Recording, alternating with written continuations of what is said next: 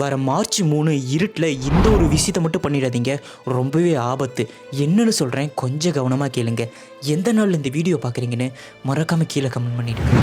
ஏன்னா அன்னைக்கு 2026 முதல் பௌர்ணமி வருது. கொஞ்சம் ஜாக்கிரதையாக கேளுங்க. இந்த பௌர்ணமியில் என்ன அமானுஷம் இருக்குன்னு கேட்டிங்கன்னா, இது பூமியை மட்டும் தாக்காதாமா, அங்கே இருக்கிற மனிதர்களோட மூளையும் தாக்குமா. இந்த ஒரு நாளில் தான் நல்ல சக்தியும் கெட்ட சக்தியும் ஈக்குவலாக அதிகமாக பூமியிலையும் மக்கள் கிட்டே இருக்குமாம்மா. இந்த ஒரு நாளில் தான் உங்கள் வீட்டுக்கு வராகி அம்மனும் துர்கையும் காளியும் இவங்க 3 பேர் வருவாங்களாமா. நல்லா ஞாபகம் வச்சுக்கோங்க, அந்த 3 கடவுளுமே உக்கரமான கடவுள். அதனால தான் அன்னைக்கு நீங்கள் இருட்டில் இருக்கிறத தவிர்த்துக்கோங்க. அது ரொம்பவே உங்களை பயமுறுத்தும். ரொம்ப முக்கியமாக அன்னைக்கு ஒரு நாள் மட்டும் அசைவம் சாப்பிட்றத விட்டுருங்க.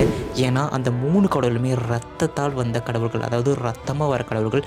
அன்னைக்கு வர முழு நிலாவை பார்த்து நீங்கள் 9 முறை ஓம் சக்தின்னு சொன்னாவே போதும், அந்த 3 கடவுளோட சக்தியும் உங்களுக்கு ரொம்ப ஈஸியாக கிடைக்கும். நீங்கள் பண்ணக்கூடாத விஷயம், எதிர்மறையான வார்த்தைகள் எதுவுமே சொல்லாதீங்க, அது உடனே பழிச்சிடும்.